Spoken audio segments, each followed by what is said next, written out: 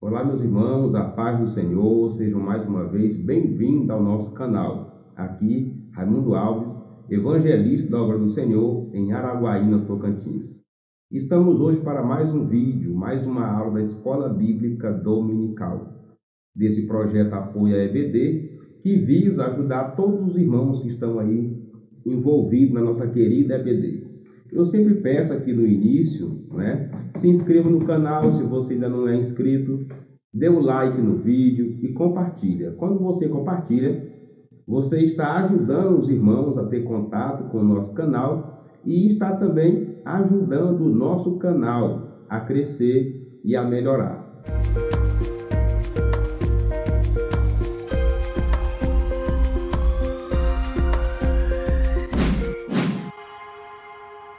Quem está aqui há mais tempo já sabe que aqui temos um conteúdo diferenciado. Nós abordamos a parte teológica, que é a parte escrita da lição, nós lemos e estudamos com você, mas sempre também acrescentamos algo a mais. Nós temos o desafio da igreja para os nossos dias, nós temos as questões, as perguntas relacionadas com o tópico, nós temos aqui o recurso pedagógico, tudo isso, claro, visando aproximar ainda mais o conteúdo estudado da nossa realidade, da nossa prática cristã, do nosso dia a dia. E os irmãos que estão nos acompanhando nesse trimestre já sabem que nós estamos estudando sobre o Sermão do Monte, os valores do reino de Deus. 13 lições baseadas nos ensinamentos de Jesus realizadas ali no monte, conhecido também como Sermão da Montanha. Jesus vem trazer uma explicação, um ensinamento do que é servir a Deus de verdade, Como é que Deus quer que nós o sirvamos contemplando várias áreas. E hoje nós temos mais uma aula, mais uma área da vida cristã abordada aí no Sermão do Monte. E hoje, meus irmãos, estudaremos a lição de número 10, que tem como tema a nossa segurança vem de Deus. A ideia dessa aula é nós estudarmos os ensinamentos de Jesus sobre a questão do dinheiro, a questão das finanças, a questão das riquezas, a questão das ansiedades da vida, a parte financeira, a nossa parte que mexe com o nosso dia a dia, na questão de preocupação, na questão de finança. A ideia dessa aula é conhecer como que o cristão deve se comportar, como que ele deve conduzir a sua vida diante desses assuntos. A lição de hoje está dividida no modelo padrão, 3 tópicos e 3 subtópicos. E eu sempre digo que é de grande importância a gente saber, conhecer a estrutura da lição para melhor adequar dentro do tempo que está reservado para a aula. E assim, meus irmãos, já iremos começar pela introdução. É aqui na introdução que nós conhecemos os primeiros argumentos do autor, as primeiras falas. É uma espécie de resumo de tudo que iremos estudar na aula de hoje. Na lição veremos que jamais devemos colocar a nossa esperança nos bens materiais, mas sim em Deus. No Sermão do Monte, Jesus ensinou a respeito do dinheiro, de juntarmos tesouro neste mundo e sobre ansiedade. Tal ensinamento não significa que não podemos ter bens materiais, mas mostra que devemos ter cuidado com a avareza, pois o amor do dinheiro é a raiz de todos os males. Precisamos ser vigilantes, pois o apego aos bens terrenos nos escraviza, tornando dependentes das coisas materiais e não mais do Senhor, que provê as nossas necessidades. Aqui na introdução, o autor consegue resumir de forma bem prática, bem rápida, o que nós temos para estudar. E a primeira abordagem dele é justamente que a nossa esperança não deve estar nos bens materiais, mas sim em Deus. Que esperança é essa? É o que rege a nossa vida, é o nosso foco, é a nossa expectativa, tá? O nosso propósito de viver não pode estar simplesmente aliado aos bens materiais. E ele reforça aí, dizendo que o ensinamento de Jesus no Sermão do Monte deixa claro para nós que não é problema nós ter bens materiais. O problema está justamente onde está o nosso apego, Onde está o nosso foco, onde está o nosso olhar. E hoje estaremos sobre isso. Inclusive, aprenderemos hoje aquele texto bíblico, né? Que o amor ao dinheiro, o apego ao dinheiro é a raiz de todos os males. E no final ele faz um alerta aí, né? Para a gente estar vigilante, atento, para não nos tornarmos dependentes, escravo do dinheiro, escravo das finanças, e assim perder a nossa confiança em Deus, que é o nosso Senhor, é o Senhor de tudo, é o Senhor que nos provê, é o Senhor que provê tudo, todas as nossas necessidades. Dando continuidade, meus irmãos, nós estudaremos agora o primeiro tópico da lição. E aqui nós iremos conhecer de forma clara quais são as riquezas do céu e as riquezas da terra. Uma conciliação impossível. Já experimentamos um novo nascimento, somos novas criaturas, e não devemos ser dominados pela concupiscência dos nossos olhos, nem pela soberba deste mundo. Uma das tentações de Satanás a Jesus no processo de tentação foi o oferecimento dos reinos deste mundo.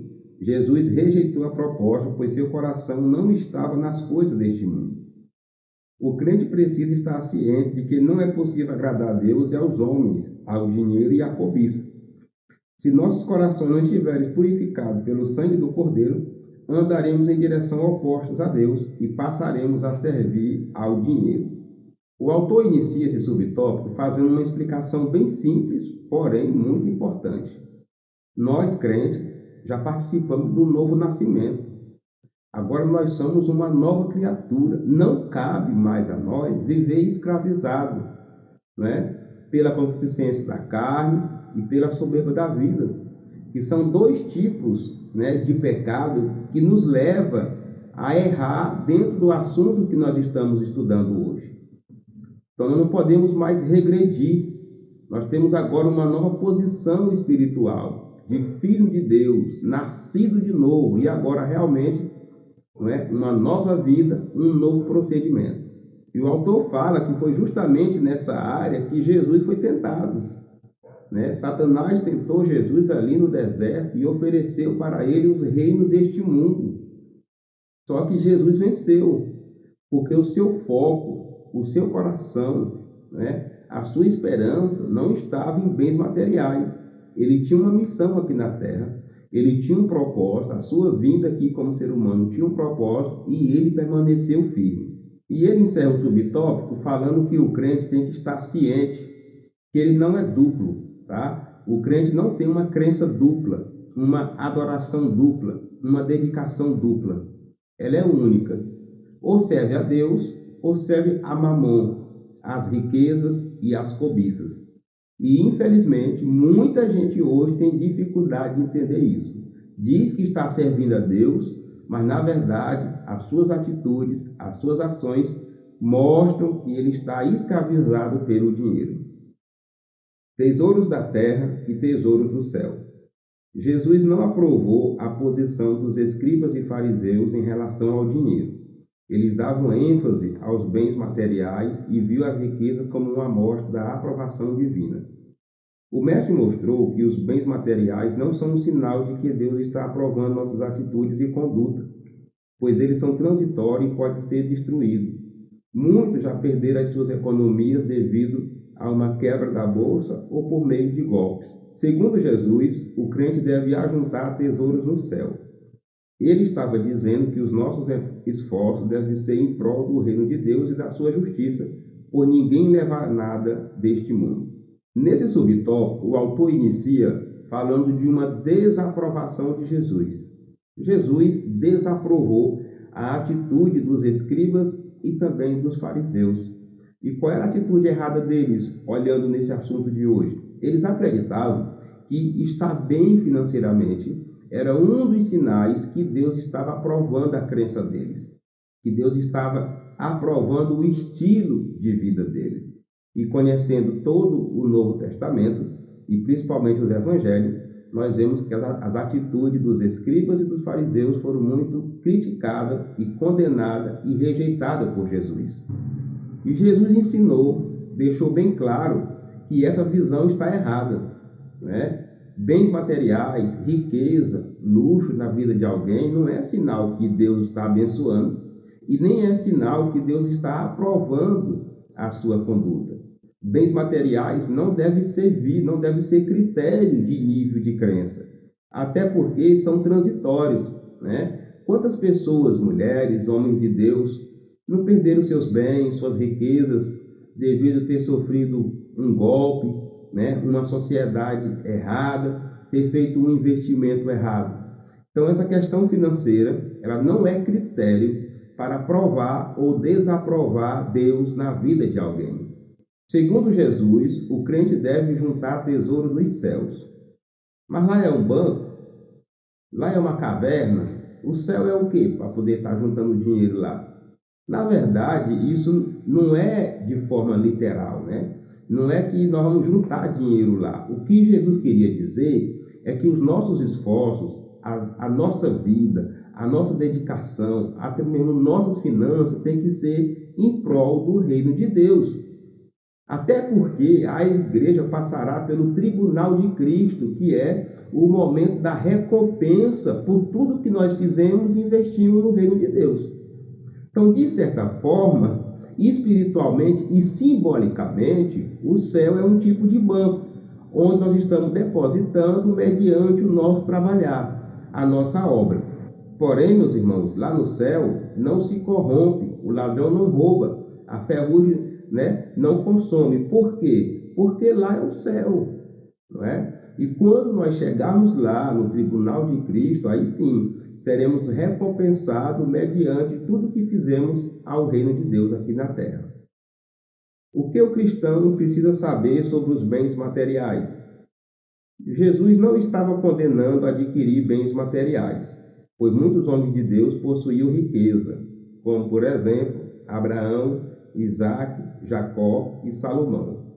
Jesus ensinou também ao povo a não desperdiçar nada, pois depois da multiplicação dos pães e peixes, ele ordenou: recolher os pedaços que sobejaram para que nada se perca.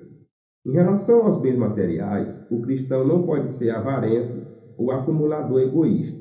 Precisamos ser como os crentes do primeiro século, cujo coração e a alma eram um, em todas as coisas lhe eram comum. Deus não condena termos bens materiais, tá? Até porque na Bíblia nós temos vários exemplos de pessoas que foram ricas, podemos até dizer assim, milionárias, pessoas de Deus, tá? Como o autor cita aí, né? Abraão, Isaac, também Jacó e Salomão, né? A riqueza de Salomão foi uma coisa absurda na terra. Se você puder, faça uma pesquisa aí, né? do que envolvia toda a riqueza dele. E era um homem de Deus, abençoado por Deus. Uma outra questão que envolve esse assunto, que Jesus também ensinou, é não desperdiçar nada, né? Inclusive tem a passagem bíblica onde ele manda recolher a sobra depois da multiplicação. Já que ele tinha tanta intimidade com o Pai, porque também ele era Deus, não é? E talvez ele poderia nem se preocupar com isso, porque sempre que ele precisasse, ele iria orar e o Pai iria multiplicar. Mas a verdade é que ele trouxe um ensinamento para nós, que temos que ter esse cuidado. Não é porque o nosso foco é o céu que agora nós iremos estragar tudo, né? Trazer prejuízo, porque nós não temos nada a ver com este mundo. Então, qual é a visão do reino de Deus com relação a esse assunto? O cristão, em questão de bens materiais, ele tem que ter cuidado para não ser avarento, para não ser egoísta. E o que é o avarento? É aquela pessoa tanto apegada à riqueza, tanto apegada ao dinheiro, que ele não consegue fazer um ato de bondade com o seu dinheiro, porque ele está preocupado com ele mesmo. Geralmente o avarento é também egoísta. E nós temos um exemplo na Bíblia de como proceder como cristão, de como proceder como igreja, que é a igreja primitiva.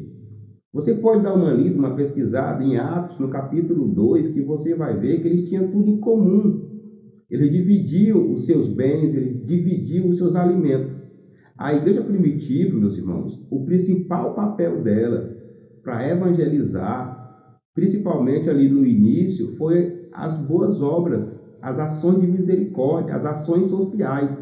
Muita gente procurava para ser ajudada. E a Bíblia diz que eles tinham tudo em comum e a graça da igreja caía no povo, não é? A moral, o respeito da igreja só crescia diante daquele tempo. O desafio para a igreja dos nossos dias, baseado nesse tópico, é a busca exagerada pela riqueza da terra, pela riqueza terrena. Sabemos que ter bens materiais é bíblico, Deus aprova, mas tem muita gente fazendo desse argumento um prejuízo para a sua vida espiritual, um prejuízo para o reino de Deus. E nesse desafio, meus irmãos, eu vou me ater mais à questão da liderança. Porque nós temos muitos pregadores, muitos cantores que, focando demais nessa questão da riqueza, sobrecarregam as igrejas, né? Exigindo vários cachês, valores altíssimos de oferta, né? Sobrecarregando as igrejas porque o foco deles está em enriquecer. Nós temos também problema no ambiente pastoral, né? Pastores que reúnem a finança do seu campo só para si, não tem dó nem do dirigente de congregação para dividir também esses valores, não é? Isso é tão forte, meus irmãos, que tem pastor que quando ele vai ser transferido para um campo, a primeira pergunta dele é: quanto que rende lá? Não é? Nós temos problemas nessa área que tem pastores que até rejeitam campos simplesmente por causa da questão financeira, sem falar na puxação de tapete que acontece quando um campo está rendendo bem. É um desafio para o nosso tempo, é um desafio da nossa igreja que precisamos superar. E nesse problema, nós temos aqueles que fazem campanha financeira na igreja e não prestam relatório. Nós temos aqueles que manipulam os relatórios para não mostrar que ele teve um erro ali por causa justamente dessa visão de querer enriquecer, não é? Nós temos, por exemplo, líderes que acham que a igreja tem que bancar ele trocar de carro todo ano, porque ele está focado nessa vida materialista. Nós temos de tudo em relação a essa questão financeira, muito problema e trazendo muito prejuízo para o reino de Deus. E a solução para esse desafio, meus irmãos, é entender que a parte financeira faz parte também da nossa vida cristã. Porém, esse alvo da riqueza não deve ser o alvo do cristão, tá? A prioridade do cristão é o reino de Deus. Buscar primeiro o reino de Deus e a sua justiça, e as demais coisas serão acrescentadas. Como recurso pedagógico, mostre exemplo de resultados ruins, né? Resultados espirituais ruins, de pessoas que focaram demais na parte financeira e tiveram prejuízo na sua vida espiritual. Você pode usar exemplo da Bíblia ou até mesmo exemplo do dia a dia, para que os irmãos possam entender a gravidade desse problema na vida do crente. E assim, meus irmãos, podemos concluir esse tópico. Nós estudamos que é impossível conciliar as riquezas do céu com as riquezas da terra, e estudamos que existem os tesouros da terra e os tesouros do céu, e nós vimos também que a avareza, né, o egoísmo, não pode habitar, não pode ter lugar no coração do cristão. Meus irmãos, chegamos agora no segundo tópico da lição, que nós iremos estudar sobre a idolatria ao dinheiro. E é mais um assunto relacionado com o tema de hoje, que merece bastante cuidado, bastante cautela, bastante aprofundamento. O coração no lugar certo. Nossos corações não podem estar apegados às coisas deste mundo. Nossa esperança e confiança deve estar em Jesus. Em breve, Cristo voltará para arrebatar a sua igreja e não levaremos nada deste mundo. As nossas obras serão provadas pelo fogo e assim teremos de prestar conta como um mordomo de tudo que fizemos com nossos bens e talentos, segundo a parábola do mordomo infiel. Segundo a Bíblia de Estudo Pentecostal, a injustiça, a cobiça e o poder estão comumente envolvidos na acumulação e emprego das riquezas deste mundo. Mais uma vez, o autor recomenda: o nosso coração não deve estar apegado aos bens materiais, mas sim em Deus. Por quê? Porque o nosso viver agora, meus irmãos, é espiritual. O nosso foco é espiritual, a vida eterna é espiritual, Deus é espiritual, a nossa batalha é espiritual. Por isso que temos que ter esse cuidado para não estar apegado aos bens materiais. E o autor reforça que em breve Jesus volta para buscar a sua igreja. E no arrebatamento ninguém vai levar nada deste mundo. Não vai levar casa, não vai levar carro, não vai levar telefone, não vai levar computador, paletó chique, sapato reluzente. Não. Tudo isso vai ficar por aqui. O que vai para lá é o nosso corpo transformado. E lá nós não vamos fazer uso de nada deste mundo. Lá nós passaremos pelo tribunal de Cristo, onde seremos galardoados, mas até as nossas obras, né, serão provadas como ouro pelo fogo. Isso para mostrar que só vai valer para Deus aquilo que está aqui na Bíblia, né? Aquilo que for feito de acordo com os ensinamentos do Sermão do Monte. E no final do subtópico, o autor cita aí uma expressão da Bíblia de Estudo Pentecostal, onde mostra aí um conjunto de coisa ruim relacionado a essas atitudes de quem está apegado aos bens materiais, né? De quem está focado em enriquecer, em ganhar dinheiro, em se tornar um milionário, não é? Então, tem um conjunto de coisa ruim que acompanha. E isso não deve estar fazendo parte da vida do crente. Por isso que a recomendação é essa, que o nosso coração esteja focado no mundo espiritual e não no material. Idolatrando a Mamon. Cristo nos chama para uma tomada de decisão, a juntar tesouro na terra ou nos céus, servir a Deus ou a Mamon. Lembre-se de que a dedicação a um destes vai gerar a exclusão do outro, pois não há qualquer possibilidade de harmonizá-los. Nosso coração não pode estar dividido entre o que é terreno e o que é espiritual. No momento em que o crente escolhe o dinheiro, o conforto e bens que Mamon pode oferecer, certamente sua espiritualidade e comunhão com o Senhor estarão comprometidas. Quem conhece a Deus jamais fará a escolha errada, pois sabe que ele abomina a idolatria. Idolatria é tudo que ocupa o lugar de Deus em nossos corações. O desafio é de Deus. A escolha é nossa. Nós iremos juntar tesouro no céu ou tesouro na terra? Onde está o nosso foco, né? Onde está o foco da nossa vida? O desejo do nosso coração? A proposta é essa. A recomendação de Jesus é que nós possamos acumular tesouros no céu. E já falamos como isso é feito, né? Priorizando o reino de Deus. E o autor fala aí de uns dos resultados de quem escolhe o lado errado, né? Quem escolhe focar nos bens materiais, nas riquezas, né? Priorizar Mamon, ele tem a sua vida espiritual comprometida e a sua comunhão com Deus. Muita gente nega, muita gente diz, acha que não, né? Mas toda pessoa que passa a viver focada no dinheiro, a sua intimidade com Deus diminui, a sua espiritualidade diminui. Sabe por quê? Ele vai deixar de lado um pouco o reino de Deus para focar nos projetos, nas ações que envolvem finanças. E isso traz prejuízo para a sua vida espiritual. E o autor fala aí que quem conhece a Deus, quem tem intimidade com Deus, não vai por esse caminho. Porque esse caminho é o caminho da idolatria. Idolatria não é simplesmente se prostrar diante de uma imagem. Idolatria é o seu coração estar ligado, dedicado a uma coisa acima de Deus, além de Deus. E o dinheiro tem esse poder, né? A riqueza tem esse poder. Se a pessoa der lugar, ele prioriza as finanças, prioriza o seu bem-estar, prioriza a riqueza, deixando Deus por baixo. E isso é idolatria. A riqueza condenada por Cristo. Na parábola do rico insensato, Jesus aponta 3 erros. Primeiro erro, ele achava que tudo que a sua alma precisava era de bens materiais. Segundo, ele entendia que a essência da vida consistia nos bens materiais, de modo que isso gerava em seu coração um sentimento de prepotência. Terceiro, acreditar que poderia viver tempo suficiente para desfrutar de tudo, se esquecendo que logo seria intimado para comparecer perante Deus.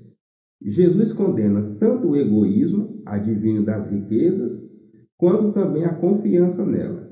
Mas, infelizmente, vivemos em uma sociedade dominada pelo materialismo, onde muitos só pensam em lucros e benefícios materiais. Jesus contou uma parábola e nela apontou 3 erros relacionados ao rico insensato. Primeiro, de se dedicar exclusivamente para enriquecer. Segundo, de achar que o propósito da vida, a essência da vida está nas riquezas. E terceiro, esquecer que todos nós temos um encontro com Deus e esse encontro, a morte pode ocorrer a qualquer momento. E, geralmente, quem está focado na riqueza está de olho nisso aí, tá? Está focando nos seus bens, nos seus projetos de vida e esquece que a qualquer momento ele pode comparecer-se perante Deus. E o autor complementa dizendo que Jesus condena todo esse sentimento de avareza, de egoísmo, de dedicação da sua vida, expectativa de vida simplesmente na riqueza. Jesus condena qualquer sentimento relacionado ao materialismo. E isso é praticamente o que nós estamos vivendo hoje. Cada dia que passa, a sociedade se torna mais materialista, mais consumista. É uma correria sem fim em busca de dinheiro, ganhar dinheiro para gastar, para trabalhar, para ganhar dinheiro, para gastar, trabalhar, para ganhar dinheiro e fica esse ciclo, Existem pessoas, por exemplo, que são tão consumistas que o seu dia de tristeza é o dia que ela recebe o seu salário. Então nós temos que ter esse cuidado para não cair nessa vida, porque essa vida aí, esse estilo de vida aí, não é aprovado pelo reino de Deus. O desafio para a igreja, meus irmãos, baseado nesse tópico, é a idolatria ao dinheiro. Muitos irmãos, infelizmente, já crentes, não conseguiram ainda se libertar dessa idolatria, desse desejo desenfreado, e assim regem a sua vida, regem os seus afazeres, até mesmo a sua crença nesse desejo de ganhar dinheiro. E nesse desafio, meus irmãos, eu vou focar mais na vida mesmo dos crentes, das ovelhas, tá? Nós temos muitos irmãos que abandonaram o congregar simplesmente porque estão trabalhando e querem trabalhar para ganhar dinheiro.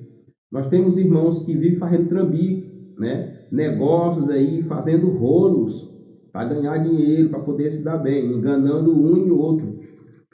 Nós temos irmãos que vivem devendo até o cabelo da cabeça, porque ele tenta transparecer uma vida que não tem. E aí vira escravo do dinheiro para tentar ter uma vida de luxo, tentar transparecer uma posição social que ele não tem. É um desafio para o nosso tempo. Nesse grupo aí, nós temos também aqueles irmãos mão de vaca. Não contribuem em nada com a igreja, não contribuem numa campanha, não compram um lanche da igreja, não compram nem um prato de comida, não compram uma galinhada ali, uma feijoada, porque ele é o tempo todo agarrado ao dinheiro. Se dependesse dele, a igreja caía à míngua, porque ele nunca tem para contribuir com a obra, nunca tem para contribuir financeiramente com o reino de Deus. São problemas que nós enfrentamos na questão financeira, justamente porque esses irmãos estão focados em ganhar dinheiro e não em contribuir com o reino de Deus com as suas finanças. E a solução para esse desafio, meus irmãos, é entender que os nossos ganhos financeiros, os nossos bens materiais que Deus nos permite, são para contribuir com o reino de Deus, contribuir, ofertar para o melhor andamento da obra do Senhor e não servir de idolatria aos bens materiais. Como recurso pedagógico, você pode citar bons exemplos de boas atitudes, de doações, de ofertas, que contribuíram para o bom andamento da obra de Deus, para o crescimento da igreja. Fazendo isso, você vai mostrar para os irmãos o quanto é importante o nosso envolvimento financeiro com a obra do Senhor. E assim, meus irmãos, podemos concluir o que nós estudamos nesse tópico. Nós aprendemos que o nosso coração tem que estar focado em Jesus. Aprendemos também que não podemos servir a Deus e a Mamon, a Deus e as riquezas. E nós vimos também o alerta para não deixar o nosso coração ser contaminado pela idolatria ao dinheiro. Meus irmãos, chegamos agora no terceiro tópico da lição. E aqui a ideia é conhecermos qual é o estilo de vida que Deus quer, qual é o modelo de vida que nós temos que seguir, que realmente agrada ao Senhor e que contribui muito bem para a nossa vida espiritual. Os males advindo das preocupações. Não é somente Mamon que pode nos levar à queda, mas as preocupações demasiadas com o futuro e com a nossa subsistência podem comprometer nossa vida espiritual e a nossa saúde mental. A preocupação demasiada com o futuro revela a falta de confiança em Deus. Mesmo em tempos difíceis, não podemos viver preocupados e ansiosos, pois temos um Deus que tem cuidado de nós. Quando não temos equilíbrio, a preocupação e o serviço em excesso roubam a nossa comunhão com Deus. Precisamos trabalhar e servir ao Senhor, mas jamais podemos nos esquecer de que a nossa tarefa mais importante é a nossa devoção e adoração a Ele. O autor inicia esse subtópico dando um alerta, dizendo que a preocupação demasiada com o nosso futuro prejudica duas áreas importantes da nossa vida. Primeiramente, prejudica a nossa vida espiritual e depois prejudica também a nossa saúde mental. Isso não quer dizer que nós temos que ser irresponsáveis, com a nossa família, com o nosso bem-estar, com o nosso viver na terra. Não é isso. O que o autor está dizendo é sobre a preocupação demasiada, que isso vai nos inquietar e assim trazer prejuízo para a nossa vida. E aí, nesse alerta, ele mostra um cuidado que nós temos que ter, porque essa preocupação demasiada, ela demonstra falta de confiança em Deus. Por que isso? É porque é Deus que cuida de nós, Então, quando você está muito preocupado, que isso te torna inquieto, demonstra que você não confia inteiramente em Deus, O seu psicológico, o seu psique, a sua alma está inquieta, perturbada por alguma coisa, talvez pelo seu futuro, pelas suas finanças, e isso demonstra que parece que Deus não está cuidando bem de você. Então nós temos que ter cuidado nesse sentido, nessa preocupação com o nosso bem-estar, com a nossa família, com o nosso futuro, porque Deus cuida sim de cada detalhe da nossa vida. E no final aí, o autor apresenta a questão do equilíbrio. Nós temos que ter esse equilíbrio. Quando não estamos equilibrados, essas preocupações nos inquietam e roubam a nossa comunhão com Deus. E o equilíbrio está justamente na questão que temos que trabalhar, O reino de Deus não é lugar para preguiçoso, não é lugar para sanguessuga, vagabundo, não. É lugar de gente que trabalha, que tem compromisso. Porém, isso não é o foco principal do crente. O foco principal do crente é adorar a Deus, é compromisso com o reino de Deus. Por isso que o crente não madruga no serviço, não trabalha 24 horas.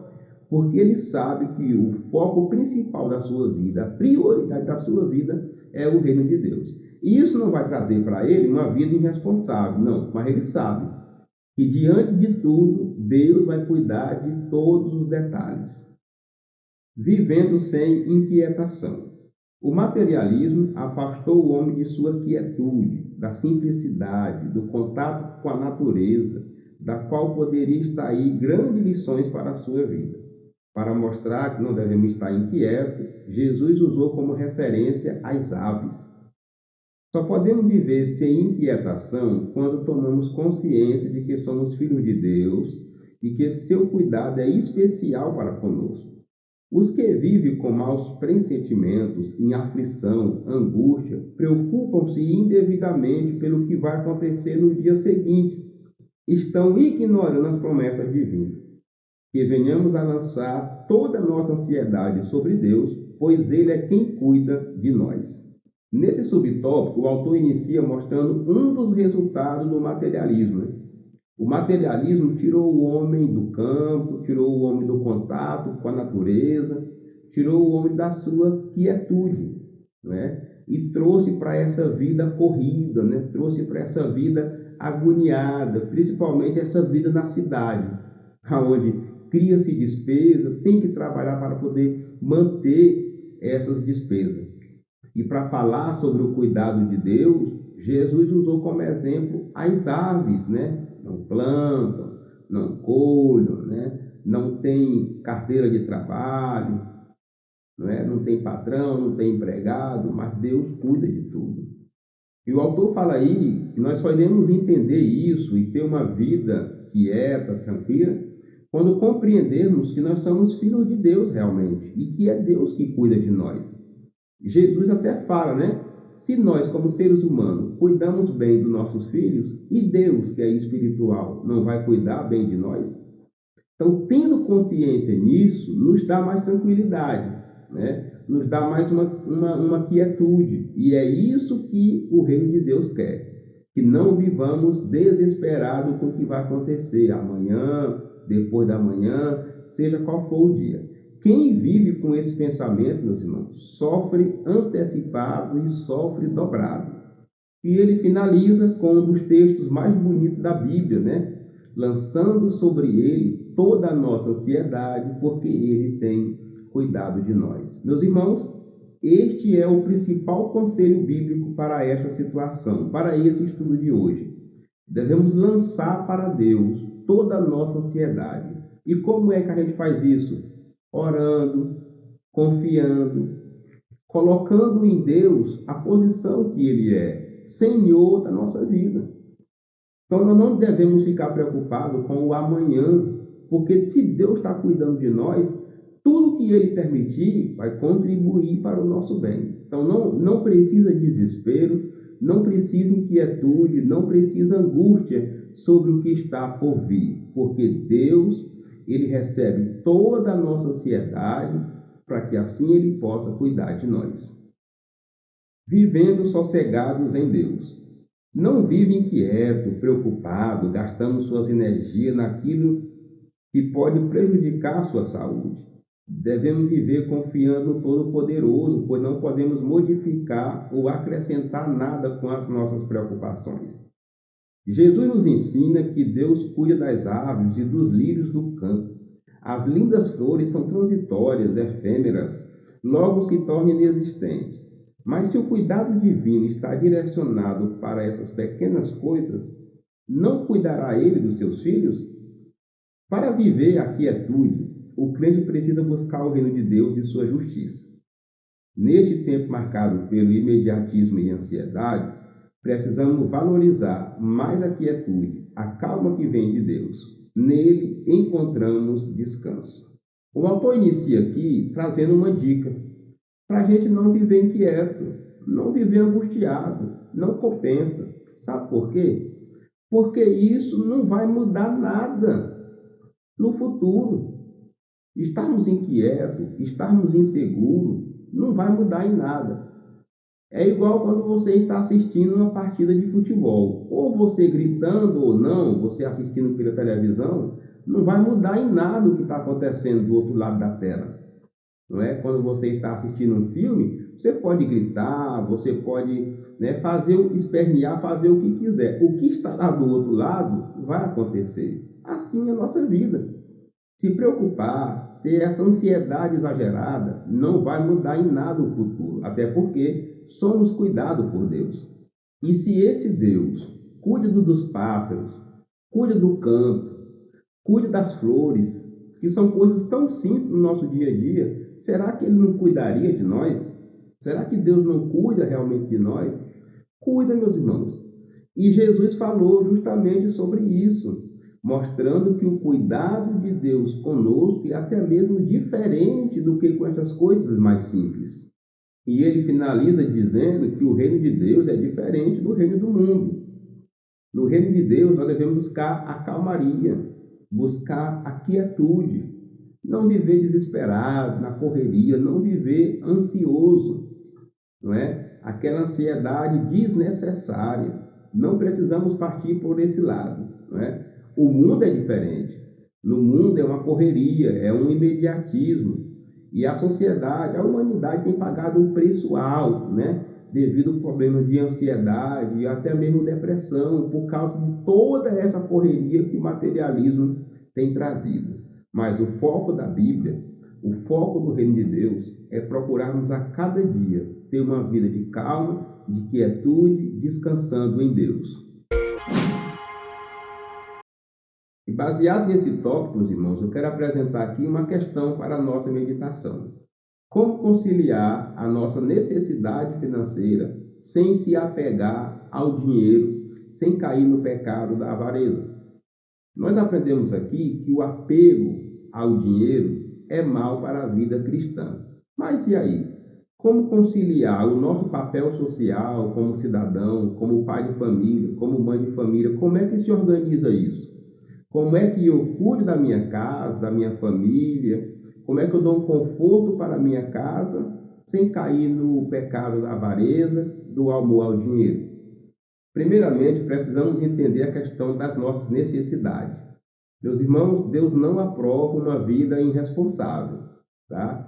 Deus não aprova uma vida de calote, comprando sem pagar, viu? Deus não aprova a pessoa usar desses textos bíblicos para virar uma espécie aí de sanguessuga da família, sanguessuga da igreja, porque não quer trabalhar, não quer cuidar da sua família, não quer manter a sua família, sua esposa, com seus filhos, não é?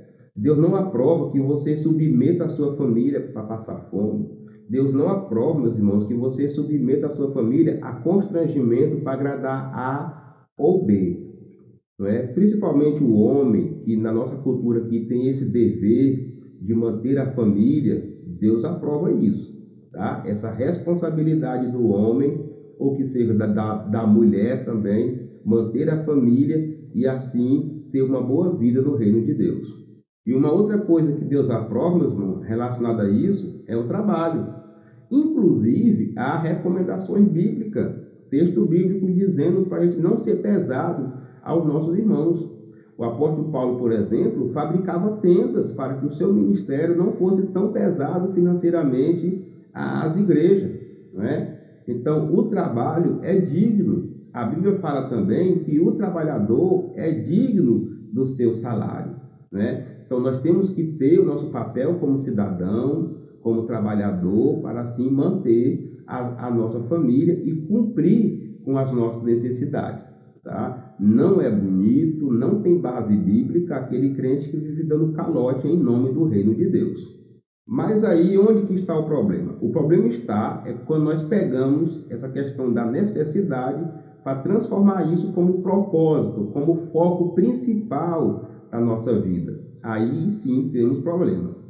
Nós temos as pessoas que abandonam a obra, abandonam a igreja em nome do trabalho, para trabalhar muito, para poder pagar as suas despesas. E temos também o outro lado, pessoas que sobrecarregam a igreja, não é? Utiliza da obra de Deus para ter lucro, utiliza da obra de Deus para ganhar dinheiro. Outros vivem por aí fazendo rolos, fazendo trambique, em nome de se manter nessa despesa.